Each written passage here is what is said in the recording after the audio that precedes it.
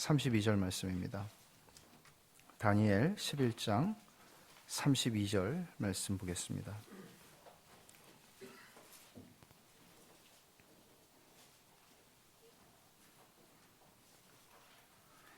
한 절이니까 우리 한 목소리로 보겠습니다.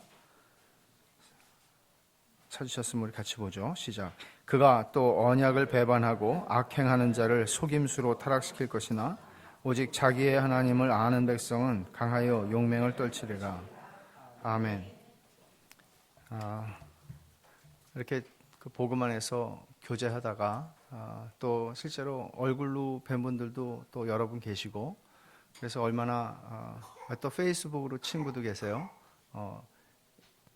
처음 뵙는 참 너무 감사하고, 이렇게 서산까지 와서 여러분들 뵙고 또 말씀을 전할 수 있어서 얼마나 감사한지 모르겠습니다. 하나님께서 저를 긍휼히 여기셔서 비 없는 구름처럼 되지 않고 하나님께서 우리에게 필요한 은혜를 주시도록 은혜를 구합니다. 이 말씀이 사실 다니엘의 예언이죠. 예언인데 배교하는 시대가 올 거라고 얘기를 해요. 언약을 배반하고 악행하는 자를 속임수로 타락시킬 것이나, 분명히 그 시대는 1차적으로는 역사 속에 있었어요. 그렇지만 이것은 단순히 역사 속에서 한 번 일어나는 일로 다니엘이 말한 것일 뿐만 아니라 그런 시대가 계속 있을 것을 얘기하는 것입니다. 그러니까 배교의 시대가 올 때 우리는 교회 역사 속에서 보고 배우는 것이지만 그럴 줄 몰랐던 사람들이 흔들리고 그럴 줄 몰랐던 사람들이 넘어집니다. 교회의 지도자들이 많이 넘어집니다. 나를 믿음으로 살아가도록 양육해준 나의 참 믿음의 아버지와 어머니같이 여겼던 분들이 넘어지는 것들을 봅니다. 그러니까 대세가 흔들리는 거죠. 너무나 많은 사람들이 거짓된 진리의 미혹함을 받아서 넘어지는 겁니다. 이런 일들이 일어날 것이 사실 우리 시대에도 지금 아까 식사하고도 잠깐 장로님하고 말씀을 나눴지만, 실제로 우리 시대에도 너무너무 많은 이단 사이비의 문제만이 아니라 분명히 교회 정통 교회들이 주요 교단들이 있잖아요. 이런 교단들이 멀쩡히 그 교단에 속해 있음에도 불구하고 실제로 그 교회 안에서 전해지는 메시지는 이단을 방불하는 메시지들이 전해지는 게 우리 시대입니다. 우리 시대가 교회 역사 속에 다른 시대와 비교해 볼 때 얼마나 더 심하겠는가? 심하기는 한 것 같습니다. 제가 볼 때는 심하기는 한 것 같습니다. 그리고 저도 광주라고 하는 곳에 내려온 지 얼마 되지 않았지만, 실제로 광주의 형편도 들으면 들을수록 놀라게 되고 알면 알수록 당황스럽게 되는 일들이 우리가 알고 있는 이단에서 일어나는 게 아니라 실제로 제가 속해 있는 교단에 속한 동일한 교회 안에서도 정말 상상할 수 없는 메시지와 상상할 수 없는 프로그램들과 상상할 수 없는 이런 미신, 잡신을 섬기는 것과 같은 일들이 일어나고 있는데, 실제 성경을 보면 그것은 이미 성경 안에 예언되어 있을 뿐만 아니라 이미 성경 안에 그런 일들이 있었습니다. 성경의 시대에. 그러니까 조금 더 사실 놀랄 것은 아닙니다. 그러나 다니엘 선지자가 말씀하고 있는 것은 어떤 시대가 와도 자기 하나님을 아는 사람은 강하여 용맹을 떨친다. 어떤 시대가 오고 우리가 의지하고 또는 믿음이 좋은 분이라고 좋은 지도자라고 생각했던 분들이 다 넘어져도 자기 하나님을 아는 사람은 강하다고 얘기를 하는 거예요. 자기 하나님을 아는 사람. 근데 문제는 우리 자신들이 우리 신앙을 볼 때 정말 내가 자기 하나님을 안다고 얘기할 수 있는 사람들이 있는가? 단순히 교리를 배우는 걸 말하는 게 아니죠. 이거는 신학교에 가서 신학 지식을 얻는 것을 얘기하는 건 아니죠. 진짜 자기의 하나님을 아는 백성들은 얼마나 되는가 하는 거예요. 자기의 하나님을 아는 사람들. 제임스 패커가 쓴 현대의 고전이라고 일컬어지는 하나님을 아는 지식에서 제임스 패커가 하나님을 아는 것이 아닌 하나님에 대해서 아는 것, 이 두 개가 다르다고 얘기를 하면서 하나님에 대해서 아는 사람들의 그 특징을 이렇게 얘기를 해요. 하나님을 많이 알지 못하면서 우리는 하나님에 대해서 많이 알 수 있다. 하나님은 정작 모르면서 하나님에 대해서는 많이 알 수 있다. 그리고 하나님을 많이 알지 못하면서도 경건과 기독교인의 삶에 대해서는 많이 알 수도 있고 가르칠 수도 있다. 기도 어떻게 하는지, 큐티 어떻게 하는지, 성경 어떻게 보는지, 또 뭐 기타 전도 어떻게 하는지 다 가르칠 수 있지만 정작 자기 하나님은 모를 수 있다는 거죠. 그러니까 자기 하나님을 안다는 것은 패커에 의하면 하나님을 위한 엄청난 열정을 가지고 있다는 거예요. 근데 사람이 열정에 있어서 속기가 참 쉽죠. 왜냐하면 내가 속해 있는, 나는 기독교인이다, 나는 우리 교회에 속해 있다. 그러면 우리는 내가 속해 있는 곳에 대한 열정과 하나님에 대한 열정을 혼동하기가 굉장히 쉬워요. 그런 일들이 실제로 많이 일어나고 있잖아요. 나는 장로교인이니까 장로교만 옳다고 생각하고, 나는 상록교회 교인이니까 우리 교회만 얘기하고, 이런 일들이 허다하게 일어나는 거죠. 근데 진짜 하나님을 아는 사람은 단순히 내가 속해 있는 조직이나 내가 속해 있는 교회나 내가 속해 있는 어떤 것들에 대한 열정이 아니라 하나님 자신을 향한 열정이 그 사람에게는 있다고 얘기를 하는 거예요. 그러니까 하나님의 목적, 하나님이 소원하시는 것이 내게 큰 소원이 된다는 얘기예요. 하나님의 목적과 내 목적이 일치하는 거죠. 이게 하나님을 위한 엄청난 열정을 얘기하는 것이고, 두 번째는 하나님에 대해서 위대한 생각을 가지고 있다는데, 이분이 얘기하는 거는 하나님을 아는 지식, 그것은 분명히 교리적이에요. 분명히 그것은 신학적인 지식이고 성경적 지식이에요. 그러나 자기의 하나님을 안다고 얘기할 때 그 지식이 단순히 지식으로 끝나는 게 아니라 하나님에 대해서 그 생각이 풍성해지고 부요해지고 하나님을 생각하고 묵상하는 게 나에게 얼마나 큰 위로와 힘이 되는지를 실제로 경험하는 거라고요. 그러니까 하나님 배워서 뭐해요? 신학 공부해서 뭐해요? 하나님을 아는 게 밥 먹여주나요? 이 사람들에게는 하나님을 아는 게 밥 먹여준다고 말할 만큼이나 하나님을 아는 것을 능가할 수 있는 위로는 없어요. 여러분은 그러십니까? 사람들이 참 위로라는 이 말은, 성경이 말씀하고 있는 위로라고 하는 말과 우리가 일반적으로 사용하고 원하는 위로는 굉장히 달라요. 저와 여러분 중에 위로를 받기를 원치 않는 사람은 아무도 없습니다. 위로받을 만한 상황이라는 거죠. 우리 삶의 상황이라는 게 다 위로가 필요해요. 누군가 공감해주고 동정해주고 나에게 내가 좀 이런 곤경 속에서 좀 벗어날 것이라는 얘기를 누가 해주면 정말 좋겠어요. 잘 될 거라는 얘기를 해주면 좋겠어요. 근데 문제는 그냥 잘 되는 것이 문제가 아니라 나에게 그게 진짜 위로가 아니라, 그런 위로, 사람들이 나한테 얘기하는 위로가 아니라 하나님이 어떤 분이라는 거, 하나님이 이런 분이시라는 것 때문에 위로를 받으시느냐고요. 성경에서 읽고 성경에서 배우는 나의 하나님이 이런 분이시어서 나는 너무나 편안하냐고요. 이런 얘기를 하는 거죠. 세 번째로 하나님을 아는 사람은 패커에 의하면 하나님을 위한 담대함이 있다는 거예요. 우리 인생에 무슨 일이 일어날지 우리는 아무도 몰라요. 그리고 정말 제가 목사가 돼서 더 많이 아는가? 그런 생각을 한 적이 있어요. 목사라는 그 부르심이 사람들의 삶 중심에 조금 더 깊이 들어갈 수 있는 부르심 같아요. 근데 보통 때 그냥 오픈하지는 않죠. 정말 견딜 수 없는 상황이 됐을 사람이라는 거는 이렇게 막 힘들다고 힘든 걸 막 오픈하나요? 자존심이 있지. 근데 정말 곤경 속에서 두 손 두 팔 다 들만한 상황 속에서 오픈할 때 보면, 야, 정말 이런 삶 속에서 어떻게 견딜 수 있을까? 무슨 소설 드라마에 나오는 것 같은. 근데 그런 삶이라는 게 우리 주변에서 일어나는 것도 보지만 실제로 우리가 살아보니까 삶이 여러분 만만치 않으시죠? 이게 초등학생들도 알아요. 학교를 가보면 삶이 내가 그림 그리던 그 삶이 아니라는 걸 알아요. 그리고 내 삶이 살아보니까 정말 내가 원하고 그려왔던 삶으로 잘 가질 못해요.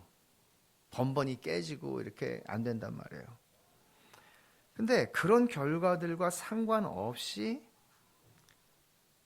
내 삶의 이 부침, 오르락 내리락 하는 것과 상관없이 하나님에 대해서 담대함을 가지고 있다는 것은 주눅들지 않고, 실패했다고 주눅들지 않고, 떨어졌다고 주눅들지 않고, 내가 아는 하나님 안에 내 삶의 모든 부침, 성공과 실패와 잘됨과 못됨과 나쁨과 좋음이 거룩하신 하나님의 전능하신 손 안에 있기 때문에 내가 흔들리지 않고 여전히 어제처럼 오늘도 순종하고 그 길을 걸어갈 수 있게 만드는 거. 그러니까 내 삶의 상황이 나를 설명하지 않게 만드는 거죠. 말하자면 내가 아는 하나님을 아는, 나의 하나님을 아는 내 지식이 내 상황을 언제나 이기는 것입니다. 이게 자기 하나님을 아는 사람이 강하여 용맹을 떨친다는 말이죠. 네 번째는 하나님 안에서 만족과 평안을 가진다는 것인데 비슷해요. 조금 아까 말씀드린 것과. 삶의 상황과 상관없이 하나님이 주시는 확신 가운데에서 평안함을 잃어버리지 않는다는 거죠. 이게 하나님, 자기 하나님을 아는 사람에 대한 패커의 설명입니다.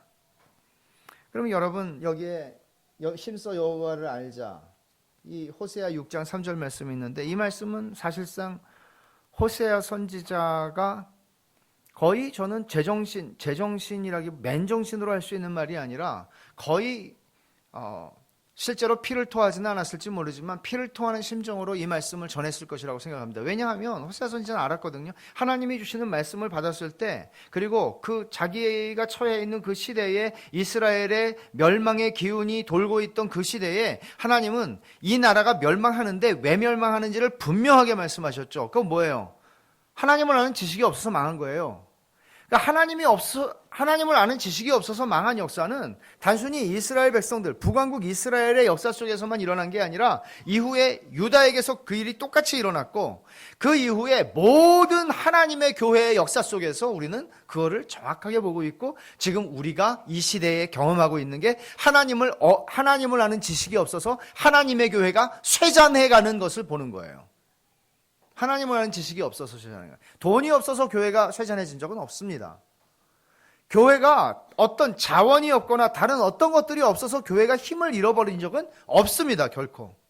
교회 역사를 보면, 그리고 성경 역사를 보면 우리가 하나 기이하게도 발견하게 되는 게 뭔가 하면 기이한 현상이 있어요. 그걸 뭔가 하면 이스라엘 역사 속에서나 또는 교회 역사도 마찬가지입니다. 오늘 한국의 교회 역사, 얼마 되지 않는, 백수십 년 되지 않는 한국 교회 역사도 보여주는 게 뭔가 하면 교회가, 하나님의 백성이 군사적으로나 경제적으로나 강성해지면서 늘 영적으로는 쇠잔해졌다는 거예요. 정말 희한한 일이죠. 그러면 두려운 질문을 하나 드릴게요. 여러분은 뭐가 좋으세요? 부자가 돼서 내가 하나님 아는 내 심령이, 부자가 돼서 내 10년까지 부자가 돼서 하나님을 내가 모른다고 하고 내가 그냥 신앙생활 대충 하는 걸 원하시지 않겠죠.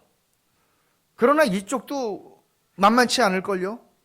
그 반대쪽도 제정신으로 여러분이 대답 제대로 하시기 어려울걸요. 여러분 고생 바가지로 하고 인생은 원래 고해와 같은 거니까 그냥 인생 뭐 길어야 기르면 한 100년, 그냥 100년 고생 바가지로 하면서 믿음 생활 잘 할 수 있는 어떤 걸 원하세요? 우린 둘 다 원하지 않아요. 우리 가운데로 가기를 원해요. 우리는 고생도 덜 하고 뭐 꼭 뭐 내가 뭐 굉장히 호사롭게 살겠다는 거 아니고 그냥 좀 그냥 살고 그리고 믿음 생활 잘하고 근데 알지만 우리가 누군지를 조금만 살아보면 알지만 그게 만만치 않다는 거 알죠. 만만치 않다는 걸 알아요. 하나님이 그걸 아시고 우리에게 그렇다고 해서 우리를 짓밟으시는 하나님은 아닌 게 우리에게 너무나 감사한 일이죠. 때때로 우리를 넘어지게 하시고 때때로 우리를 고단하게 하셔서 내가 하나님 은혜가 없으면 도무지 살 수 없는 존재라는 것을 알게 하시죠. 우리 스스로가. 우리 인생이라고 하는 시간이 단순히 3년 동안 5년 동안 성경 공부 빡시게 해서 그래서 하나님을 내가 다 알았다 그렇게 말씀할 수 있도록 하는 게 아니에요. 하나님께서 우리 인생이라고 하는 시간 전체를 통해서 하나님을 알게 하시는 시간이라고요. 그러니까 하나님에게 정말 중요한 하나님의 포커스는 뭔가 하면 하나님을 아는 거라고요. 근데 우리의 포커스가 거기에 맞춰져 있지 않으면 우리의 인생이 고단해요. 고단하다는 얘기는 고생을 하면은 고생을 한 값을, 고생의 수업료를 내고 배워야 되는데 못 배우는 게 고단한 거예요. 수업료는 수업료대로 내고 못 배운단 말이죠. 그러니까 이스라엘이 망한 이유를 호세아 선지자는 내 백성이 지식이 없어서 망한다. 네가 지식을 버렸으니 나도 너를 버리겠다고 말씀을 하세요. 근데 이게 똑같이 일어나고 있고 똑같이 반복되고 있다는 거예요. 네가 지식을 버려서 내가 분명히 말씀하죠. 네가 지식을 버렸으니 나도 너를 버려. 희한한 말이에요. 우리는 하나님을 버린 적이 없다고 말해요. 언제나. 하나님을 버린 적이 없어요. 언제나 교회 생활했고 언제나 주일날 교회 나왔고 언제나 우리는 교회에 붙어 있었다고요. 근데 문제는 뭐예요? 이스라엘 백성들은 하나님의 백성이 아닌 적이 없어요. 하나님을 안 섬긴 적이 없어요. 언제나 하나님과 다른 걸 같이 섬긴 적은 많죠. 너는 나 외에 다른 신을 내게 두지 말지니라라고 하는 말씀은 하나님께서 말씀하실 때 내가 너희에겐 충분해라는 메시지란 말이에요. 너는 하나님만 믿으면 고생하니까 돈도 주는 바알신도 섬겨야 돼. 그러지 마. 내가 모든 걸 줘. 라고 말씀하세요. 근데 우리는 돈이 필요할 때 하나님은 돈은 안 주시는 것 같아서 바알을 섬긴다고요. 이게 이스라엘의 역사예요. 하나님 버린 적이 없어요. 이스라엘 백성들에게 호세아 선지자가 이렇게 말을 하면 이스라엘 백성들의 반응은 당연히 우리는 하나님을 버린 적이 없다고 말하는 거죠. 그래서 하나님 뭐라고 그러세요? 지식을 버렸다고 말하세요. 너희가 나를 아는 지식을 버렸다고 그러세요. 나를 아는 지식을 버리는 것은 나를 버리는 것과 동일하다고 말씀하시는 거예요. 전혀 다르지 않아요. 하나님의 백성들이 오늘날 예수를 믿는다고 말하는 사람들이 대한민국에는 여전히 많습니다. 제가 볼 땐. 지금 많이 줄어들었다고 하지만 여전히 많습니다.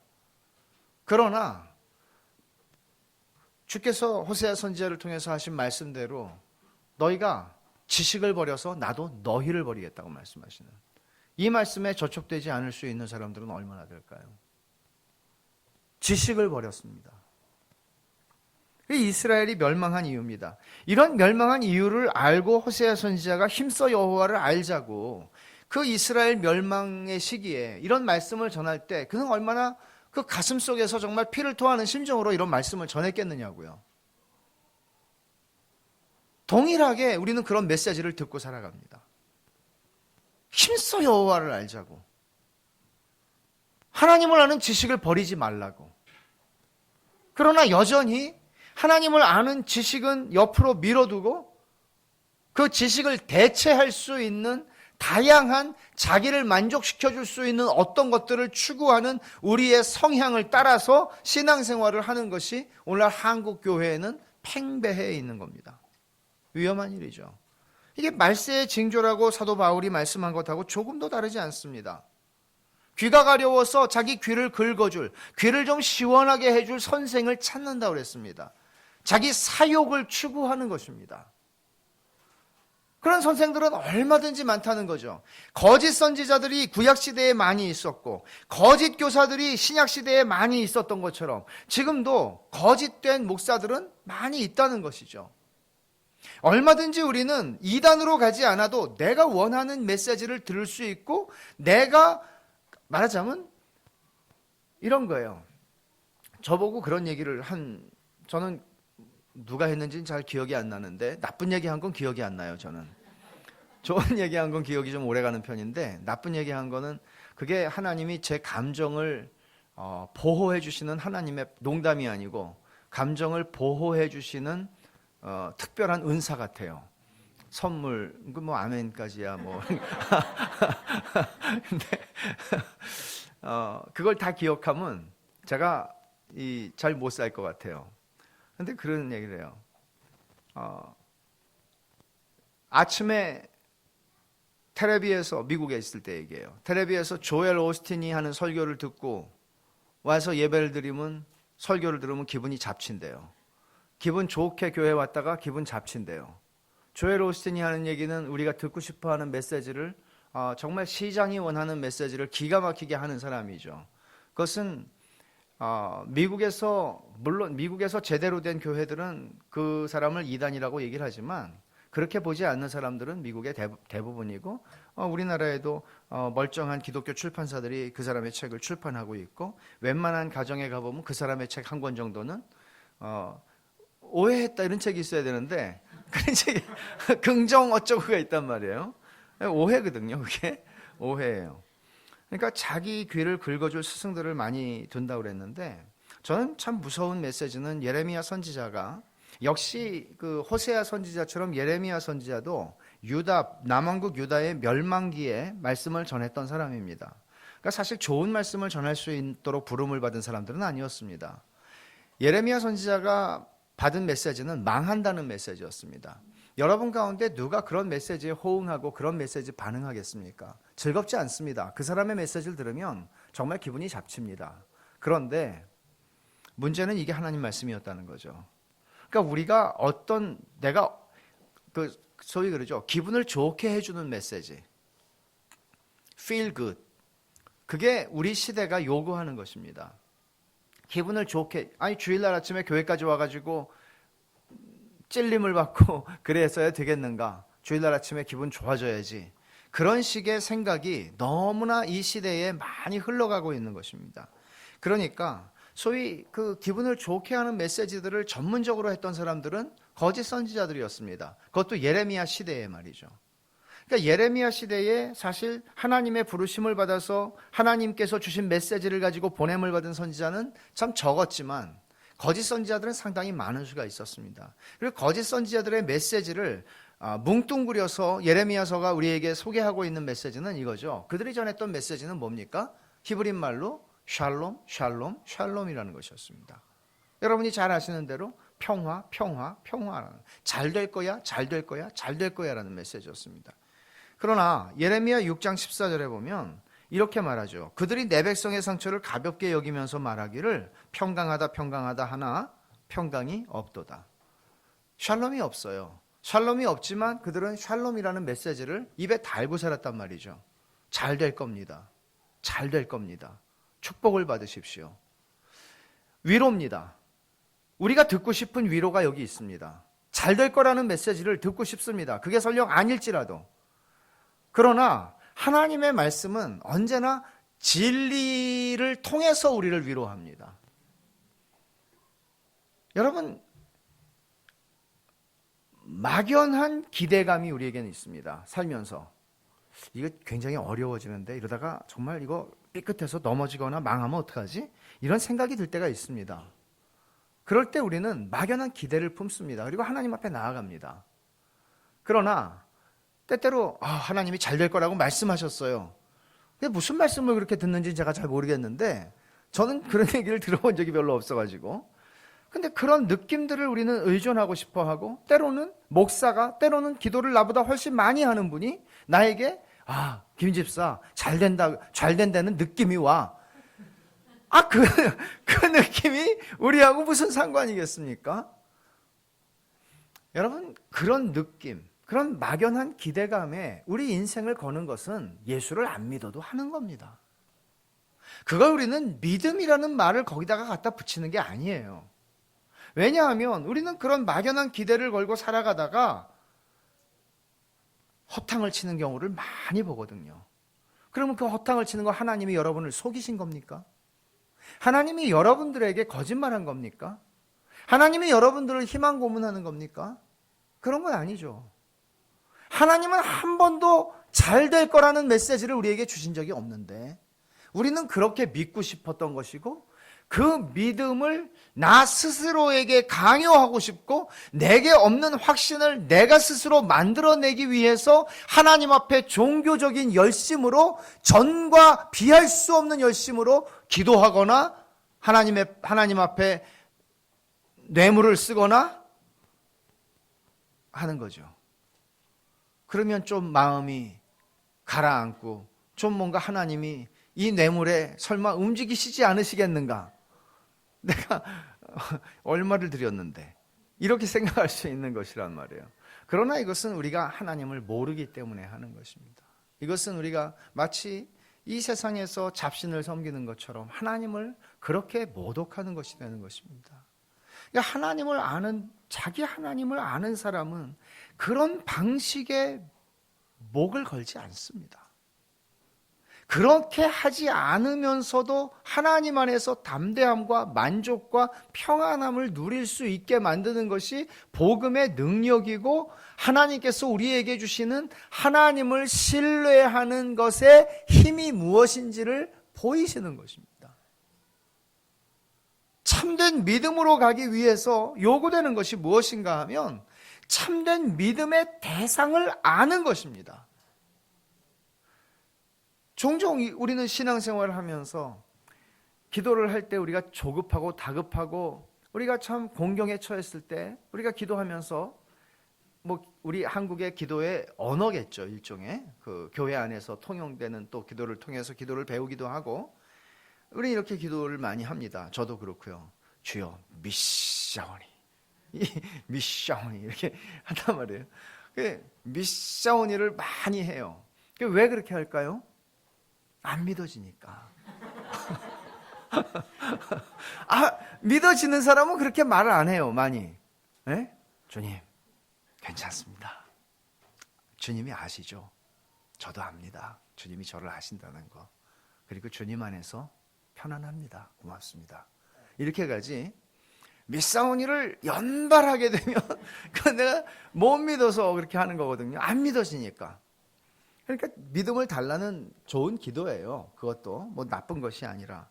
근데 문제는 미사오니를 연발해서 되는 일이 아니라 믿음이 커진다고 하는 것은, 믿음이 견고해진다는 것은, 풍랑 속에서도 믿음이 흔들리지 않는 것은 그 믿음의 대상이신 분을 아는 지식과 절대적으로 관련되어 있다는 거예요.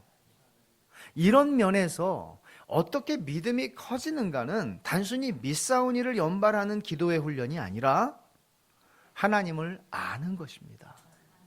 물론 제가 하나님을 안다고 할 때 저는 단순히 성경만을 가리켜 얘기하는 것 아닙니다. 마틴 루터가 이런 얘기를 했습니다. 하나님을 아는 데는, 이분은 물론 신학자가 되는 3대 조건이라고 말했지만 신학자가 된다는 3대 조건, 신학자라는 거 다른 거 아니에요. 하나님을 아는 사람이에요. 3대 조건이 뭔가 하면 첫째는 뭐겠어요? 말씀이죠. 계시의 말씀이 없으면 우리가 어떻게 하나님 알겠어요? 두 번째는 뭐가 하면 뭐겠어요? 기도죠. 하나님과 깊은 교제가 필요해요. 단순히 이건 신학교 가서 3년만 수업료 내면 배울 수 있겠죠. 성경은 잘 안 가르치지만 말씀과 기도예요. 그런데 이것만으로 신학자가 만들어진다고 얘기하잖아요. 세 번째 조건을 얘기해요. 그건 고난이에요. 시련이에요. 우리 인생에도 똑같답니다. 우리가 하나님을 아는 것은 단순히 성경을 통해서만 하나님을 안다는 얘기 아니에요. 성경을 통해서 확인한 정확한 하나님을 아는 지식의 정확한 정보, 정확한 지식, 그 정확한 지식을 통해서 내가 하나님을 대면하는 것입니다. 그런데 여기서만 끝나지 않는다는 거죠. 살아보니 알겠더라 하는 거예요. 살아보니 알겠더라. 내 인생을 살아보니 하나님은 실로 하나님이시더라는 거예요. 근데 인생이라는 게 뭐예요? 고난이 없는 사람은 하나도 없거든요. 감사하죠? 하나님을 많이 알 수 있도록 하나님께서 욥 같은 인생을 태어날 때부터 죽을 때까지 허락하시지 않는 것은 정말 감사한 일이에요. 왜? 우리가 못 견딜 거 아시거든요. 욥같이 믿음이 좋은 사람도 몇 년 동안 고생을 했는지 모르지만 그 시간이 몇 년인지 며칠인지 몇 주인지 우린 몰라요. 욥에게 그 황당하고도 극심하고도 인간으로서 겪을 수 없는 그 참담한 고난의 시간이 얼마인지 몰라요. 그러나 욥에게도 하나님께서는 그의 노년에 복을 주셨다고 얘기하죠. 그러니까 우리에게 고난을 언제나 주시는 것이 아니라는 사실은 감사한데, 그러나 분명한 것은 이 고난이 없이는 우리의 시각이 교정되지를 않아요. 우리의 고집이 꺾이지를 않아요. 우리의 교만한 마음이 낮아지지를 않아요. 여러분 가운데 승승장구하신 분이 안 계시리라 생각을 합니다. 안 계시기만을 간절히 바라면서 인생이 승승장구되는 것인가요? 만약에 여러분 우리의 삶을 하나님께서 정말 승승장구하도록 인도하셨다면 우리는 정말 가치 있기 그렇게 즐겁지 않은 사람이 되었을 것입니다. 그것을 감당할 수 있는 사람은 거의 없습니다. 때때로 여러분 중학교 동창 혹은 초등학교 동창 혹은 고등학교 동창 중에 엄청 잘된 친구를 한번 만나보세요.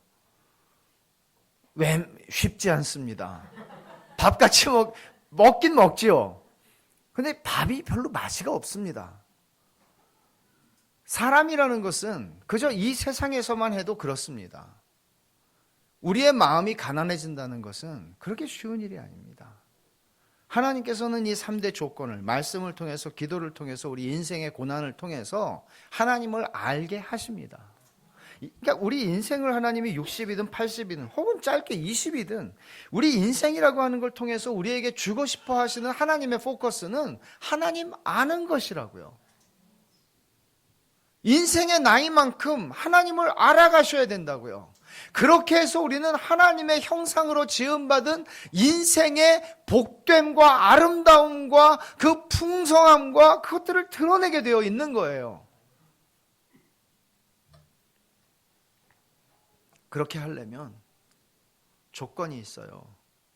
자기를 부인해야 돼요. 우리의 욕구, 우리의 그 성향, 내가 원하는 것을 얻고자 하는 그걸 부인해야 된다고요. 그 씨름이 없이는 이 길을 걸어가기가 힘들다는 것이에요. 종종 저는 이런 하나님을 아는 것에 대해서 저는 정말 다니엘 11장 32절의 말씀대로 오직 자기 하나님을 아는 백성, 자기 하나님을 아는 백성을 만들어가는 게 저는 저의 목표라고 생각을 해요. 자기 하나님을 아는 백성. 어디다가 내놔도 우리 중학생이라도 자기 하나님 알아야 되는 거잖아요. 어디다가 내놔도 얘네들이 무슨 배교의 시대가 일어나고, 여러분 유럽 다 지금 황폐하죠. 미국 벌써 복음을 제대로 전하면은 벌금 내야 되고, 목사가 복음 전한다고 벌금 내는 건 아니죠. 어떤 본문을 설교하면 안 돼요. 동성애. 이런 시대가 된 거죠. 소위 우리에게 선교사들 많이 보내줬던 미국이라는 나라가 그런 나라가 됐고, 우리나라도 시간 문제겠죠. 이런 상황 속에서 우리가 살아가고 있다는 거. 그럼에도 불구하고 우리 자녀들을 아무데나 내놔도 우리가 두렵지 않고, 얘네들이 내 딸은, 내 아들은 자기 하나님을 아는, 이것처럼 중요한 거는 세상에 어디에 있어요. 우리 애들이 무슨 스펙을 그렇게 훌륭하게 쌓아가지고 뭐 되는 게, 여러분 우리가 거듭난 하나님의 백성이라면, 거듭난다고 할 때 성경이 얘기하고 있는 것은 소경이 눈을 뜨는 일이 일어나는 거잖아요. 소경으로 살 때는 내가 보고 있는 그 깜깜한 곳에서 존재하는 그게 전부였어요. 그런데 눈을 뜨고 보니까 아니 세상이 이렇게 넓고 세상이 이렇게 아름답고 보이는 게 많단 말이에요. 그럼 우리가 보이는 게 뭐예요? 거듭났을 때 우리에게는 영원이라고 하는 세상이 펼쳐지는 거잖아요. 우리는 영원이라고 하는 곳에서 영광의 기업을 하나님이 그리스도 예수 안에서 우리에게 예비하신 것을 알고, 하나님이 상 주시는 분인 걸 알고 우리가 살아가는, 이게 전부라고 믿고 굳게 여기서 내가 잘 살아보겠다고 생각했던, 내 목을 맸던 이 인생이 아무것도 아니라는 사실을 비로소 처음으로 보는 거라고요. 근데 그 다음에 다시 돌아가는 거죠. 제가 아는 형제가 한국에서 공학 박사를 받고 미국에 가서 포스트 닥터레이 과정을 하고 한국에 돌아와서 어떻게 하다가 미국에 가서 이상한 교회를 다니면서 선교사로 헌신하는 바람에 한국에 와서 저한테 선교사 훈련 받고 선교사로 나갔어요. 그 교회를 안 갔으면 이 친구가 그냥 자기의 길을 갔을 텐데, 저에게 한 얘기가 있어요. 선교사 나간 다음에 저에게 몇 년 있다가, 목사, 선교사님, 사람들 앞에서 선교사 파송받는다 그러고 예배드리고 떠날 때, 야, 저 친구 공부 저렇게 많이 하고 그리고 저를 다 배설물과 같이 여기고 그리고 하나님을 위해서 선교사로 나갔다. 근데 사람들 앞에서 그렇게 좁은 문으로 들어갔는데 선교지에 가서 허구한 날 넓은 문으로 들어가고 배설물과 같이 여겨서 버렸던 쓰레기를 다시 주워 담고 있는 자기를 발견했다는 거예요. 그거는 공개적으로 안 하고 혼자서. 그러니까 이게 사람이거든요. 그러니까 우리가 자기 부인을 하는 삶이 아니고서는 우리는 하나님에게 포커스 맞추고 살아간다는 것은 우리 시대에는 더군다나 불가능해요. 옛날에 뭐 100년 전에 살았던 분들이 우리보다도 한가했다 뭐 그렇게 말하고 싶은 생각이 없어요. 그분들도 옛날 애들은 옛날 애들이 아니지, 우리 조상들은 참 편했어 이렇게 생각했을 가능성이 있으니까. 근데 삶이 단순하면 우리들은 그렇게 우리의 정신을 분산시키는 것들을 많이 가지지 않으면 조금 더 단순할지 몰라요, 삶이. 근데 저는 우리가 지구 역사, 그렇죠, 아담으로부터 지금까지 이렇게 우리의 정신을 산만하게 만드는 세상을 우리는 살아본 적이 없을 거라고 봐요. 이런 속에서 우리가 어떤 한 가지에 포커스 한다는 것, 그것도 영원이라고 하는 하나님이 열어주신 믿음의 눈으로만 볼 수 있는 영원에 우리가 눈이 열려서 그것을 바라보고 살아간다는 것은 이만저만 어려운 일이 아니죠. 자기를 부인하는 일입니다. 그 시야가 세월이 흘러가면서 점점 더 열려야 되는데 그 시야가 열리지 않고 우리는 세상을 살아가는, 세상을 바라보는 관점과 이것들이 점점 더 열리게 되면 신앙생활을 제대로 할 수가 없는 거죠. 이게 저는 여러분과 제가 살고 있는 이 시대에 우리가 믿음의 싸움을 해야 하는 굉장히 중요한 한 가지 주제라고 생각을 합니다. 어떻게 하면 영원을 보는 눈이 밝아지느냐 하는 것이죠. 우린 분명히 현실을 살아요. 이걸 부인하는 게 아니에요. 그러나 이 현실이라고 하는 것은 영원에 잇대어 있는 삶의 아주 작은 부분이라고요. 이 부분을 우리는 전부인 것처럼 살아가는 이 세상의 대세와 맞물려서 같이 살아가는 거예요. 여기서 우리들이 이 대세를 꺾을 수 있는 힘은 어디서 나오느냐? 자기 하나님을 아는 백성.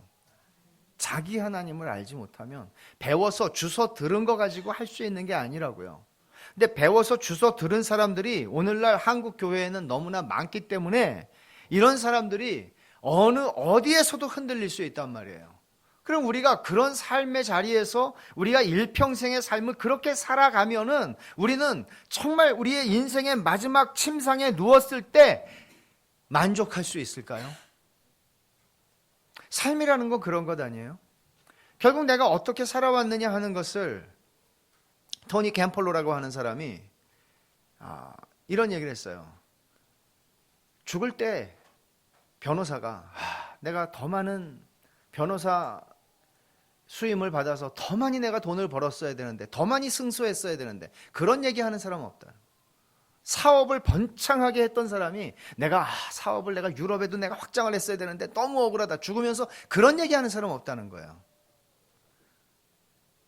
우리가 하던 일들이 정말 내 죽음의 침상에 내가 누워서 한 30분이라는 시간이 나에게 마지막으로 주어질 때 돌아보면 정말 나에게 의미 있는 삶으로 나를 만족하게 할 수 있는 삶인가? 여러분이 사업하시는 거, 하는 일 다 그만하라는 건 아니죠. 그거 할 수 있어요. 근데 내가 왜 이걸 하는지를 알고 가야 되고 내 포커스가 뭐냐는 거예요. 내 초점이 뭐냐는 거예요.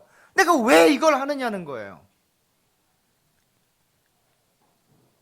이게 하나님의 백성이고 자기 하나님을 아는 백성이라고요. 이렇게 가지 않으면 휩쓸릴 수밖에 없고 대세를 따라갈 수밖에 없다는 거죠. 그러니까 저는 늘 갈등을 하는 게 뭔가 하면 신앙이라고 하는 것은 신앙의 대상인 하나님을 아는 지식과 절대로 분리될 수 없는 거죠. 그러면 말씀과 기도와 삶이에요. 고난이에요. 그러면 일단 자, 말씀을 주는 건 너무너무 중요한 일이죠. 그렇죠? 말씀을 주는 건 너무너무 중요한 일이죠. 하나님의 교회 강단에서 하나님의 말씀이 온전하게, 하나님을 온전하게 드러낸다는 것은 너무너무 중요한 일이고 절대적으로 중요한 일이죠. 근데 이러한 이야기를 하게 되면 사람들은 약간의 그 두려움을 가지거나 약간 이런 좀 우려들을 하죠. 머리만 커지면 어떡하나요? 근데 저는 그래요. 제발 좀 머리라도 좀 커졌으면 좋겠어요. 정말 우리 시대의 교회를 보면서 제발 머리가 커서 저는 너무 걱정이에요 하는 얘기를 좀 들어봤으면 좋겠어요. 오히려 자기가 듣고 싶은 메시지에 노출이 되고 듣고 싶은 메시지를 추려서 듣느라고 귀만 커지는 현상은 있을지 모르지만 제대로 머리가 커지는 일이 일어나지 않는다는 게 오늘 한국 교회의 문제죠. 너무나 많은 사람들은 그냥 느끼고 싶어 하는 거예요. 여러분, 한국 교회의 강단의 설교가 현저하게 짧아졌습니다.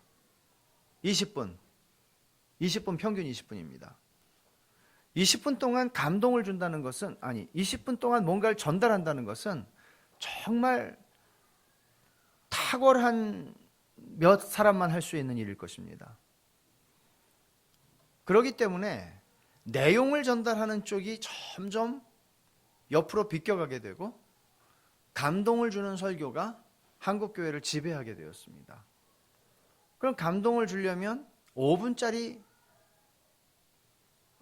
많잖아요. 하나님의 말씀과 하나님을 아는 지식과 직접적으로 관련이 없음에도 불구하고 그런 것들을 통해서 사람들을 끌어모아야 하는 것이 소위 우리 시대가 지금 겪고 있는 문제입니다. 너무나 많은 교회들은 겁나는 사람이 어떤 사람인가 하면 사역에 투철하신 분들입니다. 막 뭘 해야 된다는 거죠. 세계복음화를 다 해야 된다는 거죠. 알죠. 해야죠. 그러나 문제는 우리가 어떻게 그것을 하느냐 하는 것입니다. 정작 돈으로 선교하는 건 아니거든요. 하나님의 백성이 가지는 힘은 이거예요. 여러분이 자동차 바퀴를 갈잖아요. 타이어를 갈면 얼라인먼트를 하죠. 얼라인먼트라는 말 쓰지도 않은 말인데 거기서 쓴단 말이에요, 영어를. 그 얼라인먼트를 맞추는 거죠. 정렬하는 게 정렬. 그 정렬을 하는데 그게 비싸요. 그래서 타이어가 가는 것만 해도 돈이 얼마가 드는데 이것까지 돈 주고 해야 되나? 근데 그걸 해야 된다는 거예요. 해야 오래 쓴다는 거예요. 왜냐하면 바퀴가 이렇게 우리가 눈으로 보면 정확히 잘 서 있는 것 같지만 조금씩 이렇게 균형이 안 맞으면 한쪽이 마모가 되면 금방 또 갈아야 되니까. 저는 교회를 생각을 해보면 교회가 가진 힘은 얼라인먼트라고 생각을 해요. 교회가 가진 힘은 얼라인먼트예요. 여러분, 교회가 1000명이면 뭐하고 10,000명이면 뭐합니까?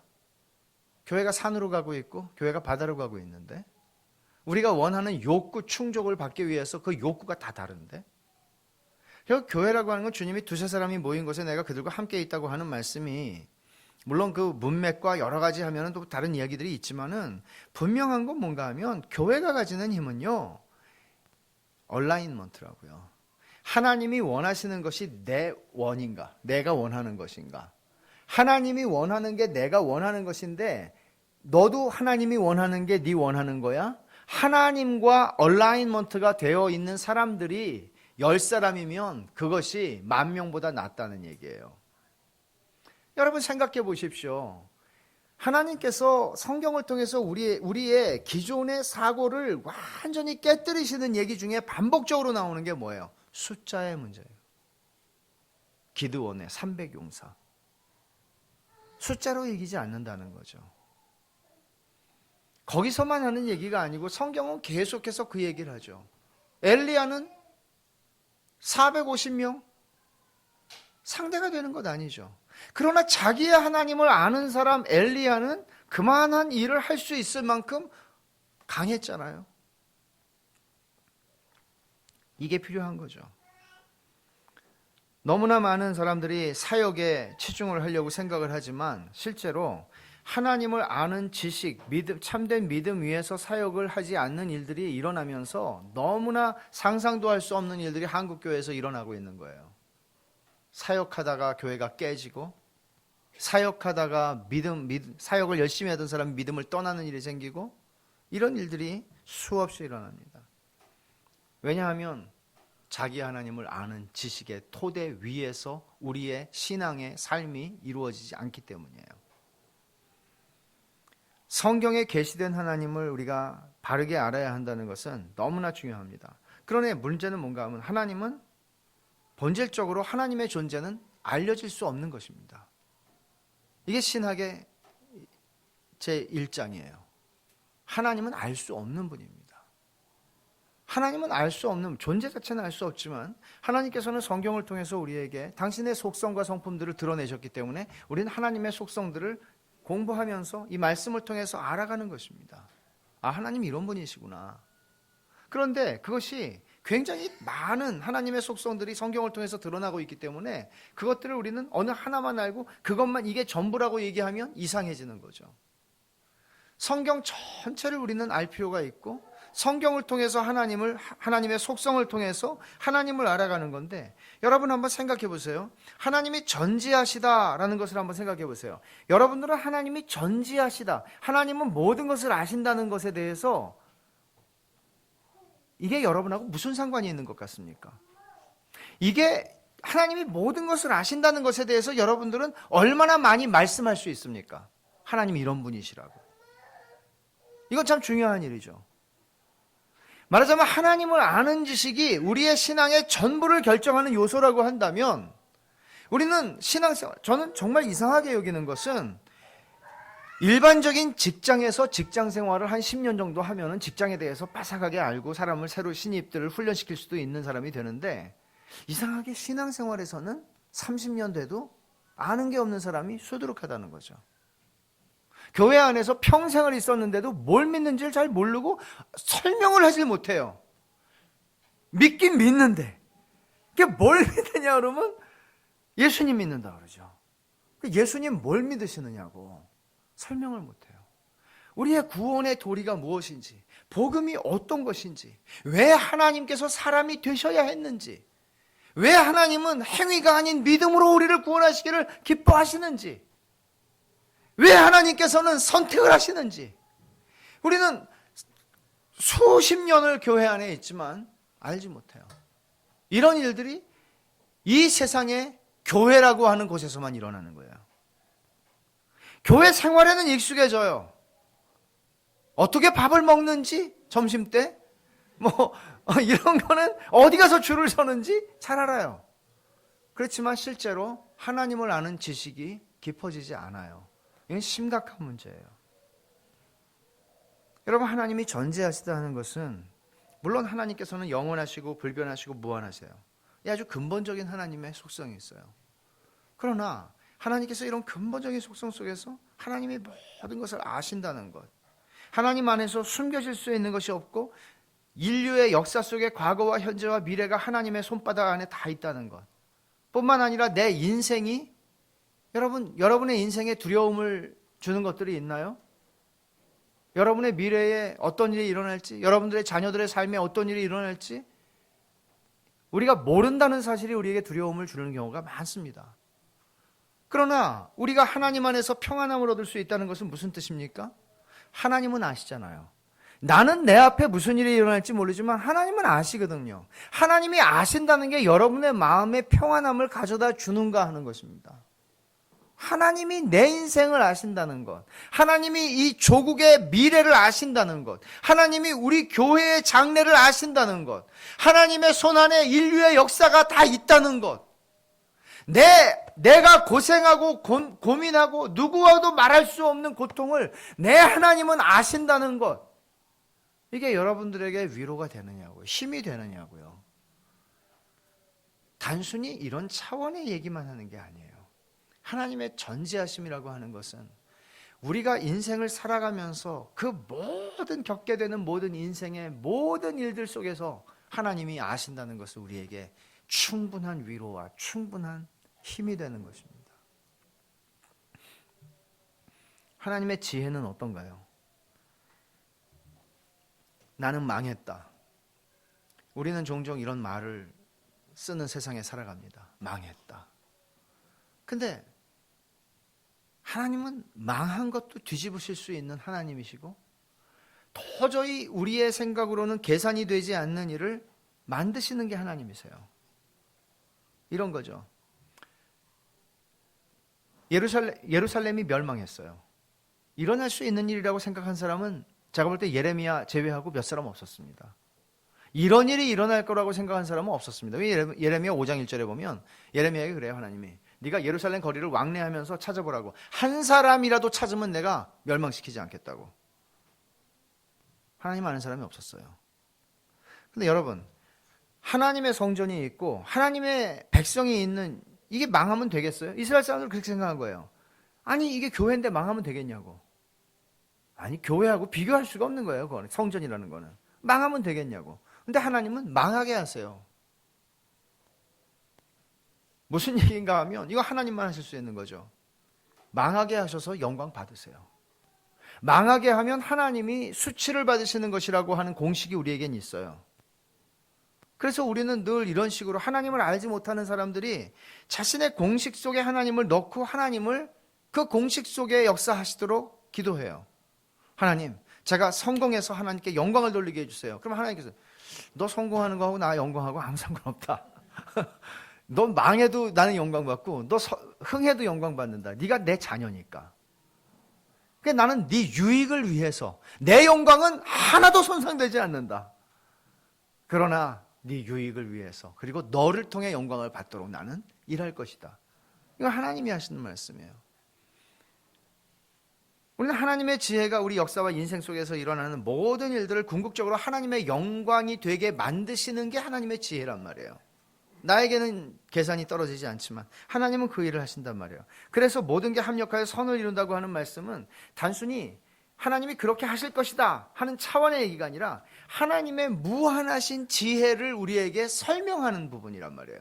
그러면 성경을 어느 곳을 본다 한들 우리는 하나님의 지혜의 무한함을 성경을 통해서 보게 되는 것입니다. 그것뿐입니까? 하나님의 전능하심은 어떻습니까? 하나님의 전능하심이라는 것은 그 하나님의 지혜를 가지고 지혜만 있으면 뭐예요? 그걸 실행할 수 있는 능력이 없다면 그 지혜를 가지고 그 무한하신 지혜, 인간이 감히 상상도 할 수 없는 지혜로 말하자면 무에서 유를 만들어내실 수 있을 만한 지혜예요. 어떻게 하시는지를 아세요? 실패해서 영광을 거두실 수 있는 지혜가 있어요. 그것을 지혜만이 아니라 그것을 이루실 수 있는 전능한 능력을 가지신 하나님이란 말이에요. 그러니까 우리가 그 하나님을 신뢰한다는 것은 사실 당연히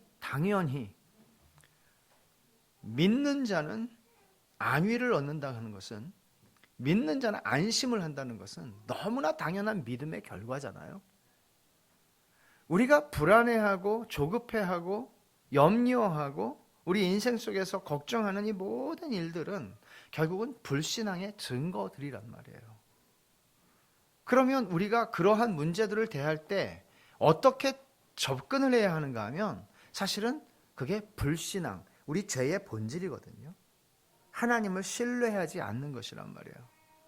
저는 죄의 본질을 하나님이 나에게 언제나 최상의 것을 주신다는 것을 믿지 않는 것이 죄다라고 이해를 해요.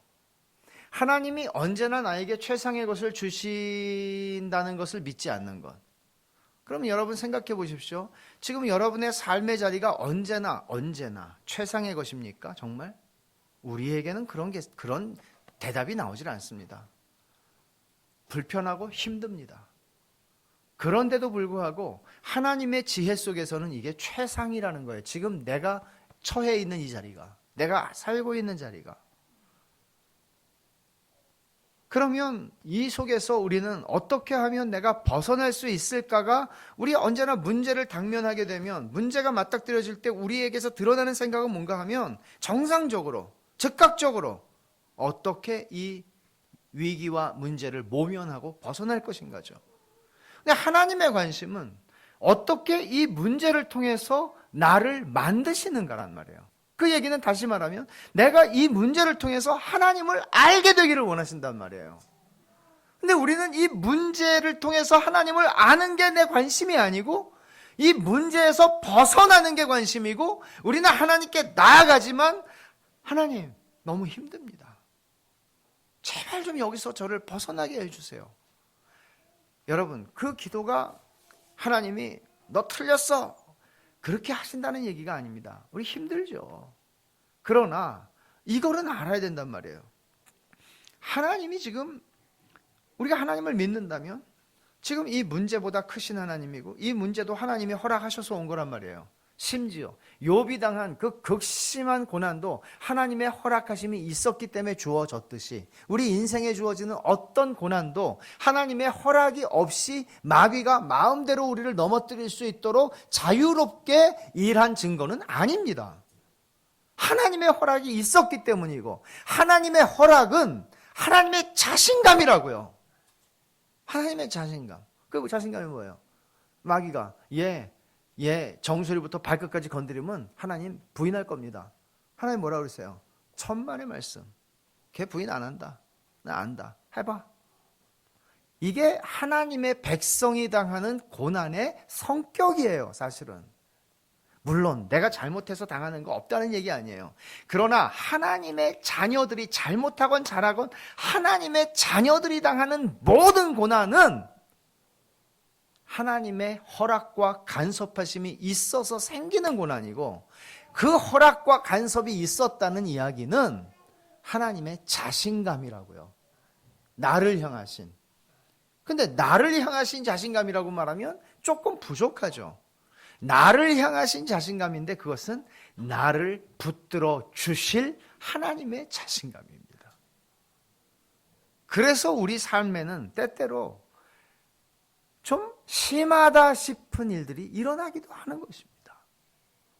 그러나 거기서도 말씀과 기도와 뭐라고요? 고난, 하나님을 아는 것에 포커스 해야 된다는 거예요. 그럴 때 우리들은 결국 이것을 바울 사도는 믿음의 싸움이라고 표현을 하는 겁니다. 믿음의 싸움이라는 것은 고상하게 나가서 복음만 전하는 게 믿음의 싸움이 아니고, 바울 사도 자신이 여러분 복음을 전하면서 승승장구하지 않았습니다. 고린도 후서에서 그는 수시 돌 맞고 뭐 채찍에 맞고, 정말 그 사람의 인생은 예수님을 만난 후에 너무너무 피곤한 인생이 된 거죠. 그 전까지만 해도 잘 나가던 사람이. 그러면 이 바울이라고 하는 사람이 얼마나 많은 낙심하고 싸웠을까 생각해 보셨습니까? 바울은 슈퍼맨이 아닙니다. 바울도 한 사람, 우리와 똑같은 한 사람이었고, 그도 배신을 많이 경험했습니다. 여러분, 배신처럼 힘든 거는 없을 거예요. 예? 배신. 믿는 도끼에 발등 찍힌다. 배신. 바울은 예수님도 배신을 당하셨지만 바울도 많은 배신을 당했어요. 자기가 그렇게 복음을 전해주었던 사람들이 바울한테 너 진짜야 맞아? 이렇게 하는 일들을 경험했단 말이에요.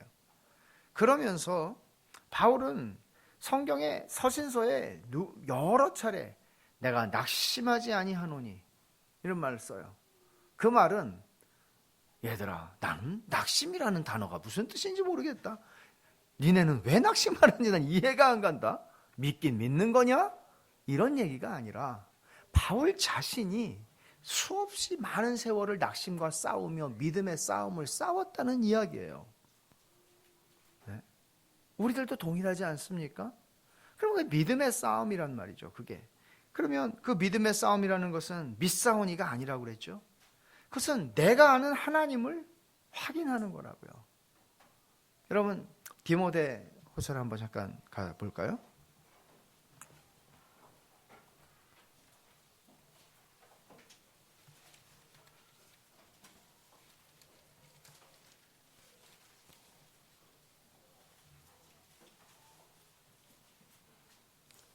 1장 12절 한번 보죠. 디모데후서 1장 12절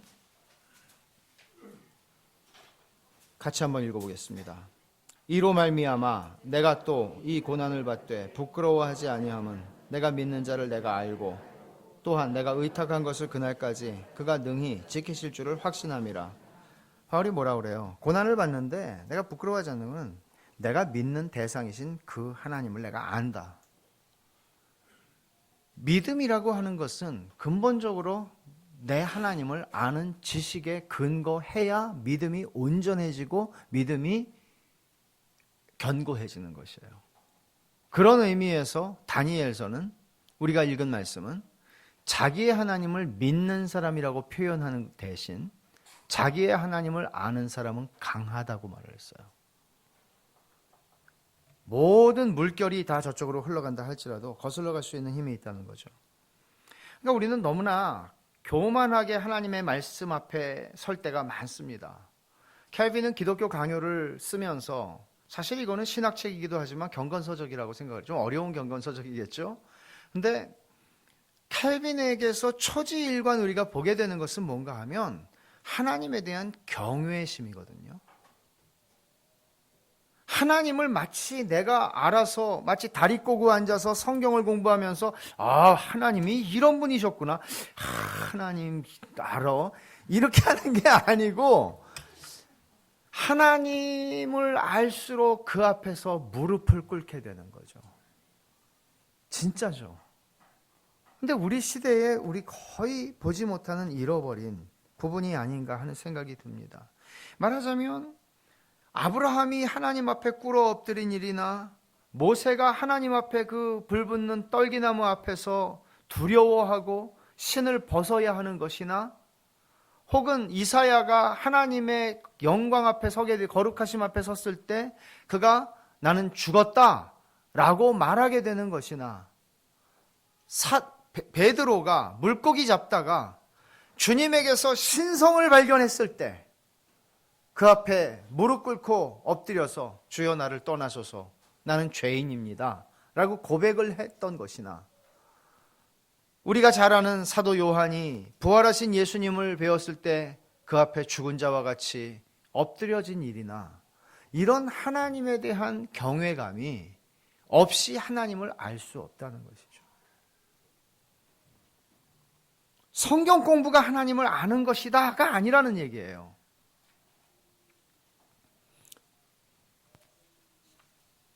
그래서 하나님께서 우리에게 하나님을 알도록 우리에게 주신 것들을 우리가 한번 생각을 해보면 자기의 하나님을 아는 사람이 강하여 용맹을 떨친다고 얘기했을 때 그러면 우리는 우리 인생을 살면서 저와 여러분이 남은 인생을 제가 목회자라는 것보다 저에게 더 중요한 것은 뭔가 하면 나의 하나님을 아는 것입니다. 더 알아가는 것입니다. 여러분들의 생애에 여러분들이 하시는 일과 여러분들이 가정에서 무엇이든지 간에 우리 인생에 공통적으로 우리가 부르심을 받은 것은 하나님을 알도록 부름받은 것입니다. 상록교회에 와서 한 가지 특징은 생동감이 있다는 것을 제가 느꼈어요. 어린애들이 참 많잖아요. 물론 여러분들은 그렇게 느끼시지 않고 좀 이것들이 언제 크나 이렇게 생각을 하시겠지만 이것들이 커야 나도 신앙생활 좀 제대로 할 텐데 라고 생각하는 분들이 계시겠지만 참 애들이 조그만 때는 신앙생활을 집중해서 참 하기가 쉽지가 않은 그 인생의 시간이에요. 어떻게 지났는지 모르겠어요. 근데 그럼에도 불구하고 우리는 하나님을 알도록 부름받았다는 것이에요. 그 일에 우리는 최선을 다해야 되는데 우리가 그걸 핑계댈 수 없도록 하나님이 우리에게 주신 게 세 가지가 있어요. 그 성경을 주셨잖아요. 하나님이 모세로부터 시작해서 선지자들을 세우시고 사도들을 세우셔서 하나님을 아는 지식을 우리에게 주시기 위해서 계시의 말씀을 주시지 않았더라면 우리는 하나님을 꿈으로만 알 수밖에 없고 우리는 하나님을 나무에서 알 수 있고 그렇게 될 텐데 정확하게 하나님을 알 수 있도록 우리에게 성경을 우리에게 주셨다는 거예요. 그러니까 은사를 통해서 체험을 통해서 신비한 기적을 통해서 하나님을 알도록 하신 것이 아니라 하나님을 아는 유일한 수단은 하나님의 말씀이란 말이에요. 그러면 놀랍죠? 하나님의 말씀을 하나님이 우리에게 주셨음에도 불구하고 우리는 각각 자기가 원하는 하나님을 찾고 원하는 하나님을 들을 수 있는 기회가 우리에게는 너무나 많다는 것. 모두가 다 성경을 하나님의 무한한 말씀이라고 믿는다고 고백을 하면서도 실제로 우리의 삶 속에서 하나님을 너무나 많이 말하고 있지 않다는 것. 여러분 교회를 보세요. 자식 잘 가르치는 아버지 학교부터 시작해 나쁘다는 거 아니에요? 학교가 많아요. 요즘에 교회는 프로그램이 많아요. 제가 아는 어떤 서울의 대형 교회는 과거에 제 제자가 그 교회 부목사를 했는데 저보고 그래요. 너 거기서 나와라. 저는 그렇게 얘기했고 108개가 있대요. 프로그램이. 그 불교에 108번 내는 내가 아는데 하필이면 108인가. 그렇게 많은 학교들이 프로그램들이 있어요. 그런데 정작 뭐 결혼 예비 학교 다 중요한 거예요. 나쁘다는 게 아니에요. 그런데 정작 하나님 자신을 아는 일에 열심을 품게 하지 않는다는 거예요. 우리의 시선이 전부 이 세상에서 좋은 아빠 되고 이 세상에서 전부 여기에 있어요. 근데 생각해 보시라고요. 자기의 하나님을 아는 사람이 나쁜 아빠가 될 수 있겠냐고요. 자기의 하나님을 아는 사람이 나쁜 남편이나 나쁜 아내가 되겠냐고요. 자기의 하나님을 아는 사람이. 네? D.L. 무디 여러분이 아시다시피 19세기 마지막에 19세기 말에 정말 위대한 부흥사였습니다. 이 사람 초등학교도 못 나온 사람이죠. 근데 놀라운 사실은 이 사람에게 PhD를 받은 박사들이 혹은 아주 MBA를 한 전문 경영인들이 D.L. 무디에게 와서 조언을 구했다는 거죠. 자기들의 삶에 대해서. 왜 그래요? 어떻게 그럴 수 있어요? 여러분 성경이 우리에게 말씀하는 바 그대로 하나님의 말씀은 승하고 하나님의 말씀은 우리를 지혜롭게 하는데 얼만큼 지혜롭게 하나 하면 노인보다 지혜롭게 하고 현자보다 지혜롭게 하고 하나님의 말씀이 우리를 그렇게 만든다는 거죠. 여러분 대학교를 나와서 지혜로운 사람이 됩니까? 천만의 말씀이죠. 그러면 우리는 다 현자가 됐죠. 학위를 한다고 해서 지혜로워집니까? 그런 사람을 저는 못 만나봤습니다. 그러나 성경이 말하는 건 하나님의 말씀이 우리를 지혜롭게 한다고 그래요. 여기에 모든 것이 있단 말이에요. 골로새서에서는 뭐라고 그래요? 그리스도 안에 모든 보화가 감추어져 있다고. 그리스도를 아는 지식보다 더 귀한 것은 없다고. 그래서 바울 사도는 그렇게 고백할 뿐만 아니라 나는 그리스도를 아는 지식이 가장 고상하기 때문에 나는 이거를 위해서라면 다른 건 다 포기할 준비가 되어 있다고. 그것이 아무리 귀한 것이라도 이거하고 비교할 수는 없다고. 내 인생은 선교를 열심히 하는 인생이 되는 것이 목적이 아니라 내 인생은 나는 그리스도를 아는 것, 그의 부활의 권능에 참여함을 아는 것, 이것보다 나에게 더 큰 것은 없다고. 그렇게 하니까 그 사람의 삶이 복음을 전하는 삶으로 가는 거죠. 복음 전하는 전문 프로페셔널이 되는 게 아니고 하나님을 아는 사람이 되는 거예요. 그게 이 시대에 어느 시대에나 필요한 것이고 그렇게 하기 위해서 하나님은 말씀을 주셨다는 거죠. 그럼에도 불구하고 오늘날 하나님의 백성들 가운데에서는 성경에 대한 무지함이 실로 통탄할 지경이에요. 하나님의 말씀을 읽질 않아요. 상록교회는 안 그러시겠지만 네. 하나님 말씀을 읽질 않아요. 하나님의 말씀을 자기의 나이만큼이나 읽은 사람들을 찾아볼 수가 없는 것은 당연하거니와 하나님의 말씀을 한 번도 제대로 읽어보지 않은 사람들이 허다해요. 바깥에가 아니고 안에. 그렇기 때문에 교회의 강단에 의해서 휘둘릴 수가 있는 상황이 된 겁니다. 이것은 단순히 잘못된 목사들만의 책임이 아닙니다. 여러분, 하나님의 백성은 하나님의 말씀에만 반응하는 사람입니다. 분별할 줄 알아야 된다는 얘기예요. 저는 진짜 부흥사가 아닌데 좀 부흥사처럼 몇 달을 살았어요. 한국에 들어와가지고 미국에선 심심해가지고 성경을 많이 읽었는데 여기 와서 좀 심심하지가 않아가지고 좀 문제인데 심심할 새가 없어서. 근데 곧 심심해지겠죠. 뭐 그것도 1년이지 뭐 평생 가겠습니까? 근데 한국 교회를 다녀보면서 제가 하나 느끼는 게 있어요. 그건 뭔가 하면, 첫째, 참 말씀을 잘 받는다.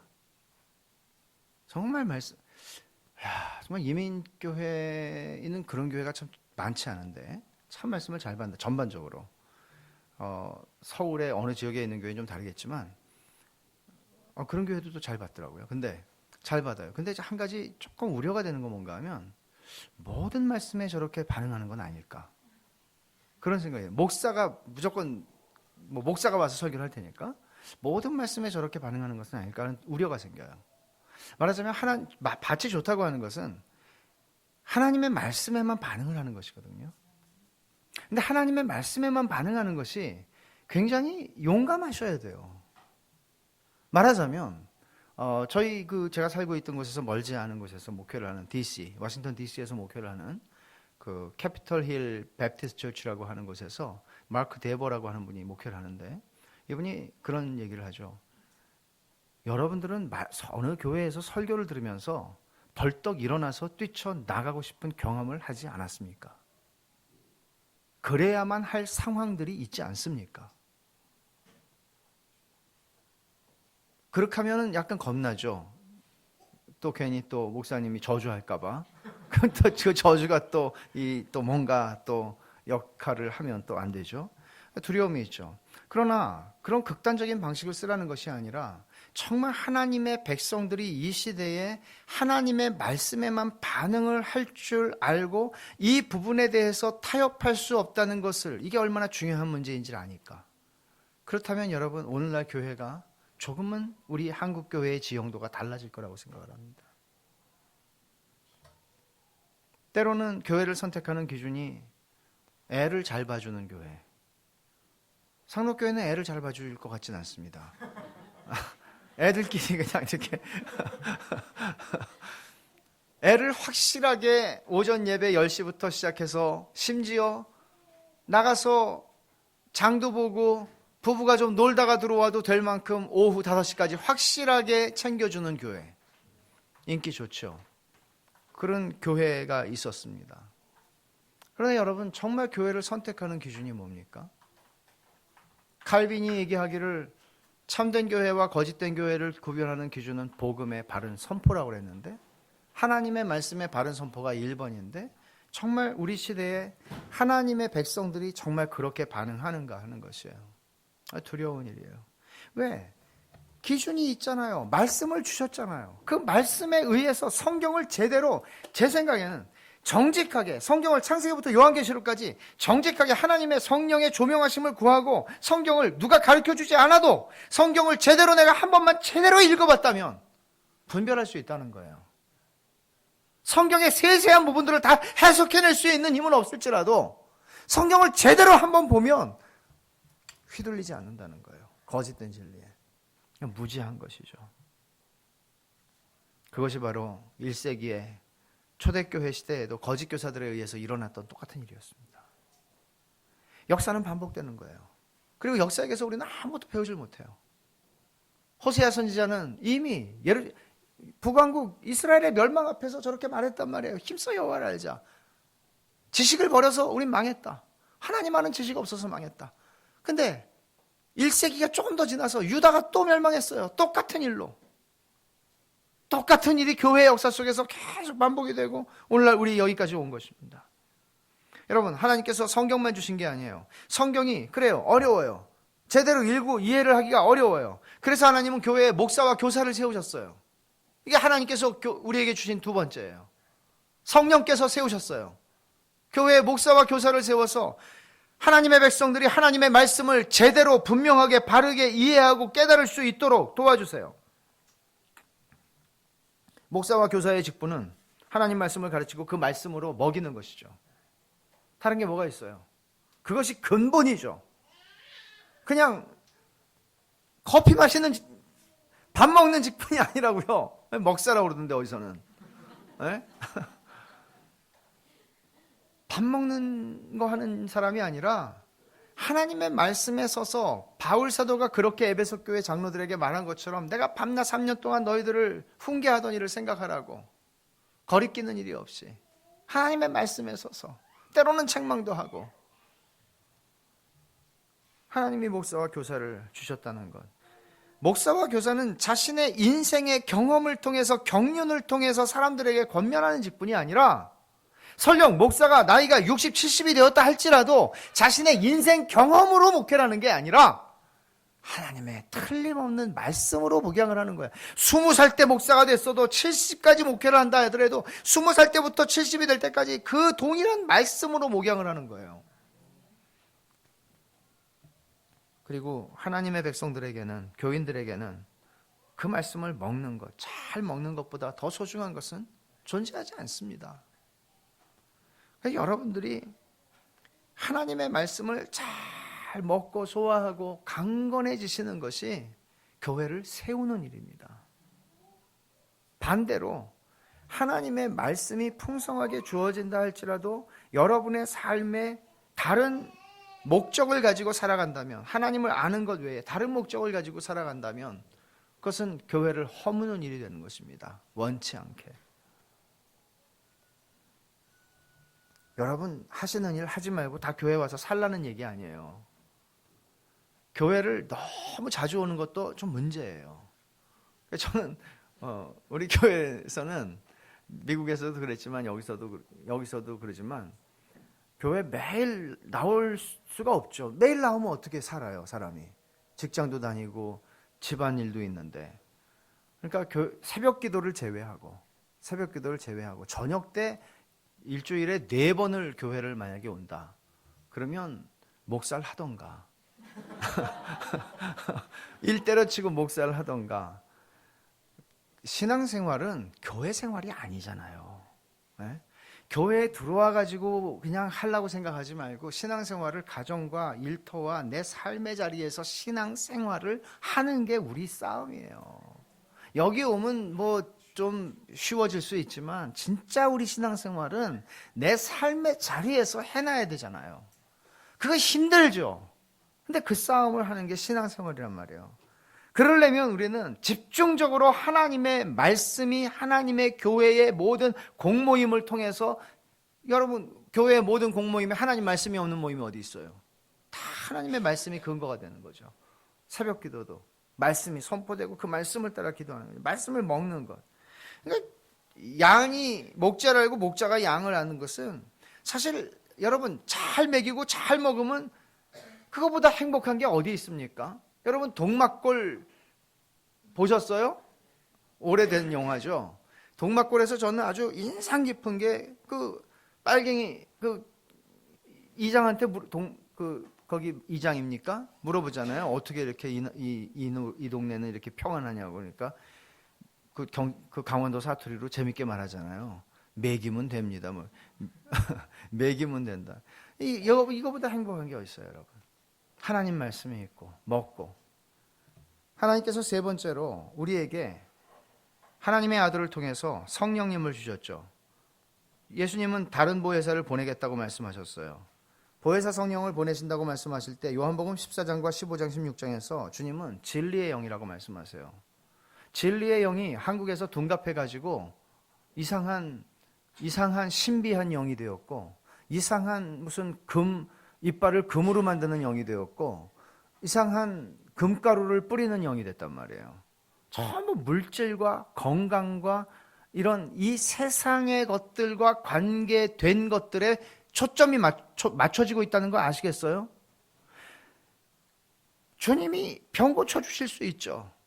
주님이 금리빨을 못 만들겠어요? 다이아몬드도 만드시죠?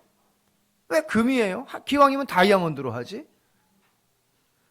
문제는 금을 만들었다 이런 게 아니라 전부 우리가 하나님을 이 세상에서 삶을 잘 살게 하는 일에 도움을 주는 신으로 만들어버렸다는 거예요. 전부. 진리의 성령이라고 주님께서 성령님을 소개하면서, 여러분 같으면 어떤 사람을 소개할 때 그 사람의 주변적인 것들을 이야기하시겠습니까? 아니면 중심적인 걸 얘기하겠습니까? 성령님의 인격을 예수 그리스도께서 소개하실 때에 예수님은 저는 진리의 영이라고 말씀하세요. 그게 그분의 본질이라고. 그러면 진리를 드러나게 하시고 내가 너희에게 가르친 것을 생각나게 하실 것이고 그 의미를 깨닫게 하실 것이고 그리고 우리의 죄를 깨닫게 하실 것이고 그게 성령께서 하시는 일이란 말이에요. 성령이 없이는 우리는 깨달을 수도 없고 깨달을 수가 없으므로 회개할 수도 없고 성령이 아니면 우리가 어떻게 인도함을 받을 수 있질 않죠. 그러면 하나님이 주신 건 분명히 말씀이에요. 그냥 말씀만 보면 되느냐? 천만에 하나님의 말씀을 교사와 목사를 세워서 하나님이 가르치시는데 목사와 교사를 통해 가르치심에도 불구하고 성령께서 내게 조명하시지 않으면, 조명한다는 거는 뭐 깜깜하면 뭐 볼 수 있겠어요? 근데 불 켜지면 보이잖아요. 이상하죠? 이상한 게 아니죠. 너무나 당연한 거죠. 성경이 보고 있는데 불이 꺼지면 못 볼 거 아니에요. 근데 불이 켜지면 보여요. 성령님께서 은혜를 주시면 여러분들도 그런 경험이 있지 않습니까? 하나님의 말씀을 내가 평생을 읽었다 쳐요. 근데 어느 날 어느 말씀을 읽을 때 내가 하나님을 깊이 경험하게 된 그 사건들. 왜 그래요? 성령께서 불을 확 켜주시는 거거든요. 하나님이 보인 거예요. 그 말씀 속에서. 그 하나님 앞에서 내가 누군지를 본 거죠. 그리고 그 사건은 우리의 인생을 송두리째 바꿔낼 만큼 무시무시하고 어마어마한 일이 되는 거예요. 소위 우리는 그것을 은혜를 받았다고 얘기를 하죠. 왜 그런 일이 일어나죠? 성령께서 불을 확 켜시니까. 그럼 우리가 구해야 되는 건 뭐예요? 성령께서 늘 하나님의 말씀을 비추어 주도록.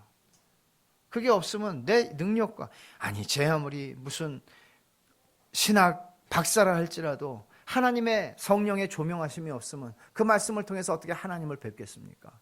깨달을 수 없죠. 하나님께서 성령을 통해서 그 일을 우리에게 하시도록 우리에게 성령을 주셨다는 것. 그럼 여러분 보세요. 성경을 주시고 우리에게 목사와 교사를 세워주셨고 성령께서 친히 말씀을 조명하여 우리에게 깨닫게 하신다면 우리가 해야 하는 것은 바울 사도가 말한 것처럼 배우고 확신한 일에 거하는 겁니다. 대충 말씀이 대충 그럴 겁니다가 아니라 분명한 확신을 가지고 그 말씀 아래 살아가는 것입니다. 얼마나 중요한 것입니까? 긴가민가 하는 것에 여러분들은 여러분의 삶을 걸 수 있겠습니까? 대세가 배교하는 시대가 왔는데 내가 이 말씀을 지켜야 하는 말씀인지 좀 양보해도 되는 말씀인지 확신이 없으면 어떻게 내 목을 걸고 하나님의 말씀을 따라 자기 하나님을 아는 사람으로 살겠습니까? 내가 손해가 오고 집을 빼앗기고 토지를 빼앗기고 가족들이 뿔뿔이 흩어져야 하고 이런 일들이 히브리서에서 지금 그 얘기를 하잖아요. 그런데 너희가 기쁘게 당했다고 그러죠. 기쁘게 당할 수 있었던, 그게 말이 되는 얘기를 하는 게 아니거든요. 기쁘게 당할 수 있었던 이유가 뭐예요? 그들은 바울이 아까 디모데후서 1장 12절에서 말한 것처럼 자기들이 의뢰하는 분이 누구라는 걸 알았단 말이죠. 자기 하나님을 알았다고요.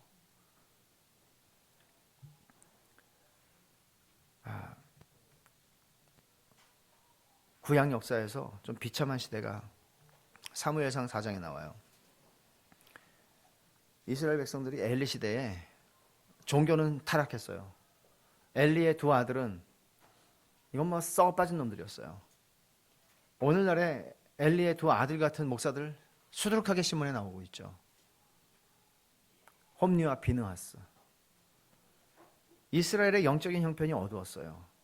블레셋하고 전쟁을 했는데 번번이 집니다. 그러니까 장로라고 하는 사람들이, 이스라엘의 장로라는 사람들이 판단을 해요. 야, 우리가 법궤를 가지고 나가 싸우면 이긴다. 이게 그 당시 이스라엘 장로들의 수준이었습니다. 법궤가 무슨 마술 지팡이가 아니잖아요. 그러니까 법궤를 가지고 나갔죠. 홈리와 비느하스가 앞장서서 나갔어요. 그리고 어떻게 됐습니까? 법궤 뺏겼고요. 대패했고요. 홈리와 비느하스 죽었고요. 그 소식을 듣고 그들의 아버지 엘리 대제사장도 죽었고요. 그리고 비느하스의 부인이 그때 임신한 상태였는데 그 소식을 듣고 애를 낳게 돼요. 그리고 죽죠. 죽으면서 자기 자녀 아들의 이름을 뭐라고 줬어요? 이가봇이라고 줬어요. 하나님의 영광이 떠났다. 여러분, 도덕적으로 종교 지도자들이 다 타락을 했어요. 법궤를 빼앗겨 버렸어요. 하나님의 임재를 상징하는 법궤를 빼앗겼어요. 블레셋에게 대패했어요. 대제사장이 그날 죽었고 제사장들도 죽었어요. 더 이상 참담한 일이 없죠. 그런데 이 상태를 비느하스의 부인은 죽어가면서 하나님의 영광이 떠났다. 이가봇이라는 이름을 아들에게 주어주고 죽었어요. 그럼 제가 여러분에게 질문할게요. 저는 우리 시대가 꼭 그 시대와 방불한 것 같습니다. 정말 그래요. 신문에 나는 것은 빙산의 일각입니다. 저는 지금 우리 시대가 총체적으로 문제가 있는 것은 뭐 이단 사이비도 문제지만 지금 멀쩡한 교회의 지도자들의 타락이 상상할 수 없을 정도라는 것이죠. 그렇다면 일반적인 교인들의 상태는 어떻겠습니까?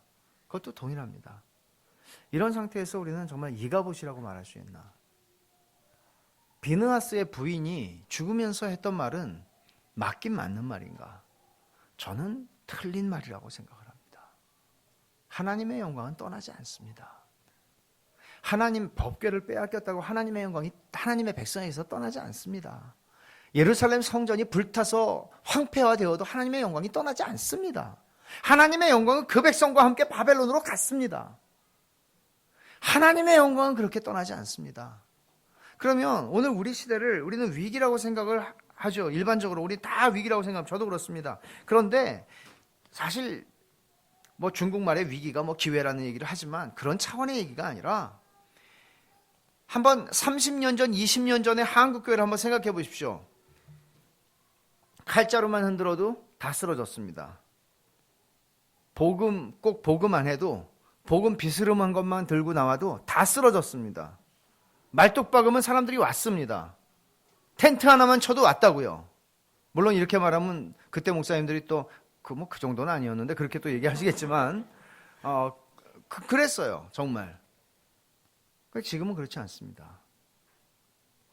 지금은 그 시대에 비하면 황폐합니다. 그런데 오히려 저는 하나님께서 이런 시대를 주셨기에 우리 시대에 정말 그게 무협지에 나오는 얘기입니까? 전 무협지를 한 권도 본 적이 없지만 진검승부를 하는 시대가 왔다고 생각을 합니다. 이제는 칼자루 들고 흔들면 세상이 웃습니다. 이제는 진짜 복음의 보검을 꺼내 들어야만, 그리고 든다고 해서 번창하고 뭐가 된 그런 얘기 아닙니다. 진짜 복음이 아니고서는 불가능한 시대가 됐습니다. 물론 종교 장사꾼들은 언제나 있겠지만, 그래서 오히려 저와 여러분이, 그리고 우리 상록교회에서 사실 그런 면에서 진리의 토대를 두고 하나님의 교회가 서야 한다는 이 분명한 확신은 목사님과 여러분 모두에게 있을 것이고 저도 그렇습니다. 이거 흔들리지 않는 확신입니다. 그렇게 한다고 그래서 하나님이 복을 주셔서 이제는 빌딩을 사고 이제는 3층 건물을 다 사고 그 다음에 빌딩을 여기다가 짓고 그렇게 된다는 보장이 있는 것 아닙니다. 그러나 우리는 두려워하지 않고, 말하자면 이런 거예요. 우리는 주님 말씀대로 삽니다. 주님 말씀대로 주님의 교회를 세우고 싶습니다. 망해도 우리는 주님이 가르쳐 주신 대로만 합니다. 이게 하나님의 백성들이 마땅히 가져야 하는, 자기의 하나님을 아는 백성이 강할 수 있는 수준입니다. 이런 거죠. 백제라는 사람을 이기기가 참 어렵잖아요. 백제라는 사람. 이런 거예요. 주님, 망하는 게 우리는 두렵지 않습니다. 죽는 것도 두렵지 않습니다. 우리는 하나님 말씀대로 갈 겁니다. 물론 우리 시대에 많은 사람들이 호응하지 않습니다. 그러나 하나님의 말씀을 신실하게 전하는 교회가 우리 시대에는 더 많이 필요합니다. 그러기 위해서 저는 상록교회 같은 교회가 너무너무 중요하다고 생각합니다. 여러분 자신이 인식하는 것 이상으로 중요하다고 생각을 합니다. 이런 교회가 많이 세워져야 합니다. 제가 목사님하고도 아까 얘기를 하지만 정말 어디 이사 가시는 분이나 저 미국 있을 때 한국 들어오시는 분들 교회 소개하는 게 이만저만 어려운 일이 아니죠. 왜 이렇게 됐습니까, 여러분? 아무 데나 가세요. 교회 간판이 이렇게 써 있으면 들어가시면 돼요. 왜 이렇게 우리는 할 수 없는 시대가 됐습니까? 우리가 지금 당한 시대가 그렇다는 겁니다.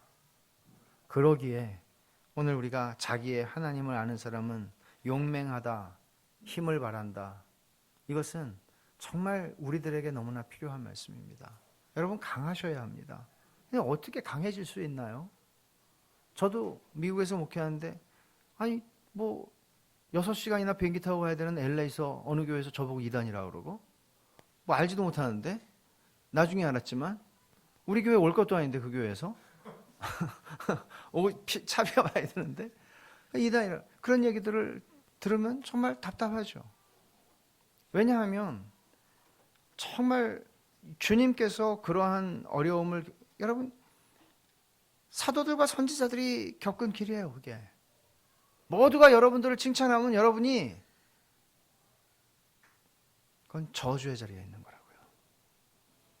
사도들과 선지자들을 그렇게 대접한 적이 없어요. 요즘에 이단들이 꼭 이단 소리를 해가지고 아주 그 쓰기도 힘들어요. 이런 말들이 꼭 이단들이 이런 말 쓰니까. 근데 정말 이 길을 걸어갈 수 있게 만드는 힘이 뭐냐고요. 그게 자기 하나님을 알아야 하는 거이라 갈 수 있는 길이라고요. 목사 혼자서 그 길을 가는 게 아니잖아요, 여러분. 우리 같이 그 길을 철로 역정을 하늘 가는 그 길을 우리가 함께 이렇게 인생의 20년, 30년의 시간을 하나님이 허락하신 10년 혹은 더 짧을 수도 있는 시간을 우리 인생의 그 여정을 철로 역정을 함께 가다가 결국 그 문에 들어가서 함께 만날 사람들이잖아요. 뭐가 우리를 지켜주냐고요. 교회가 지켜줘요? 천만에.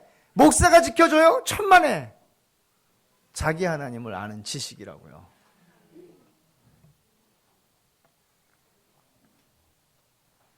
우리는 나태함 속에 자기 영혼을 방치할 수가 없어요. 나태함 속에 자기 영혼을 방치해서 내가 하나님을 아는 자리에 서질 않으면 나도 모르게 하나님의 교회를 허문다고요. 우리가 함께 하나님의 교회를 세워가는 거예요. 함께 하나님의 교회를 세워가는 지체예요. 여기서 여러분이 우리가 다 같이 해야 하는 것은 목사님으로부터 모든 교인들이 다 같이 해야 되는 것은 하나님 아는 거예요. 이것에 여러분들의 인생의 남은 시간들을 드려야 한다는 것이죠. 참된 지식, 하나님을 아는 참된 지식이 없이 우리의 믿음은 존재할 수 없어요. 믿음은 자라나지 않아요. 여러분의 세월이 5년 후에 그리고 여러분의 세월이 10년 후에 하나님을 아는 지식이 더 깊어지고 더 온전해지고 더 풍성해지면 여러분들이 그 하나님을 믿는 여러분의 신뢰가 더 견고해질 것은 분명하죠. 그 길로 걸어가십시오. 핑계댈 수가 없습니다. 적당한 지식의 수준에서 만족하지 마세요. 우리가 어떤 사람들보다 조금 더 낫다고 만족하지 마세요. 우리는 천국에 가서도 영원히 그 하나님을 알아가는 일에 우리의 영혼을 드리게 될 것입니다. 영원히 하나님을 알아가는 만큼 우리는 하나님을 영화롭게 할 것입니다. 우리의 인생에서 풀 수 없는 문제가 많다는 건 압니다. 하나님이 다 대답하시지 않습니다. 욥에게도 다 대답하지 않으신 것처럼. 그러나 이것은 분명합니다. 여러분이 하나님을 알면 알수록 여러분들은 하나님을 사랑하고 좋아하게 되실 것입니다. 여러분이 가지고 계시는 불신앙이나 어떤 신뢰하지 못하는 어떤 구석들이 있다면 그것은 하나님에 대한 무지에 기인하는 것입니다. 참되신 하나님을 그 계시의 말씀을 통해서 여러분들이 알아가시고 여러분들의 오해가 벗겨지시는 것만큼 여러분들은 하나님을 사랑하게 될 것이고 하나님을 사랑하는 만큼 여러분들은 웨스트민스터 소유리 문답 1번이 말하는 것처럼 하나님을 즐거워하게 될 것입니다. 하나님을 좋아한다는 것이죠. 그리고 하나님을 즐거워하는 것으로서 여러분들은 참되게 하나님을 영화롭게 하는 삶을 무엇이 돼서가 아니라 지금 내 삶의 모든 자리에서 하나님을 영화롭게 하는 인생으로 여러분의 인생의 시간을 보내시게 될 것입니다. 그것이 하나님께서 우리들을 향하여 오늘 주시는 하나님의 뜻입니다. 여러분의 다른 모든 것들을, 저는 제 친구 한 명 있습니다. 친구 많지만 지금 그래도 제 존경받는 목사죠. 참 훌륭한 친구입니다. 그런데 대학 때 예수를 믿고 대학 시절을 공부도 잘하는 친구인데 새벽같이 도서관에 가서 하루에 성경을 3시간씩 읽고 그리고 학교 공부를 했다. 신학교 때 만났어요. 신학교 때 만났는데 그런 이야기를 하면서 교제하고 그러면서 그렇게 하나님을 알아가기를 힘쓰는 시절들. 여러분 얼마나 귀한 것입니까? 자기의 전공은 정외과인데 그 공부 안 했다는 소리 아니죠. 그런데 하나님을 전공이 마치 신학인 것처럼 전공이 성경인 것처럼 여러분의 전공은 주부가 아니라 성경학도이고 하나님을 알아가는 신학자입니다. R.C. 스프롤이라고 하는 분이 모든 사람은 신학자다 그런 책을 썼습니다. 맞습니다. 루터가 말한 대로 모든 사람이 신학자입니다. 우리는 하나님을 알아가는 그 업에 부르심을 받은 사람들이고 이것은 우리의 짧은 인생에서 있다가 마는 것이 아니라 우리의 영혼 속에서 그야말로 본격적으로 지속될 영원한 과업입니다. 그리고 즐거움이죠. 하나님께서 이 일에 우리를 부르셨고 이 일에 여러분들의 인생을 들이다 보면 하나님께서는 그걸 통해서 뭔가를 해내실 것입니다. 저는 그 기대가 참 큽니다. 그래서 오늘도 그 말씀을 심고 우리의 하루하루를 그렇게 살아가는 것입니다. 여러분 거기에 여러분들의 삶의 모든 것을 거십시오. 겁시다. 그리고 하나님께서 하시는 일을 보십시다. 같이 기도하겠습니다.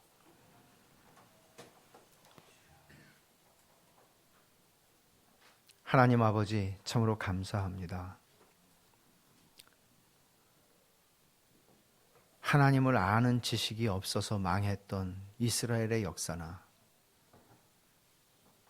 오늘 저희들이 살아가고 있는 이 시대의 교회의 현실이 어찌도 그렇게 저희들의 마음속에서 겹쳐지는지 모릅니다. 하나님 아버지, 이러한 시대를 살아간다 할지라도 다니엘 선지자를 통해서 저희들에게 말씀하신 것과 같이 자기의 하나님을 아는 사람은 강하여 용맹을 떨친다고 하셨으니 하나님 아버지, 정말 그런 하나님의 백성으로 이 땅을 살게 하시고 정말 그런 하나님의 교회로 저희가 이 땅에 존재하게 하여 주시기를 원합니다.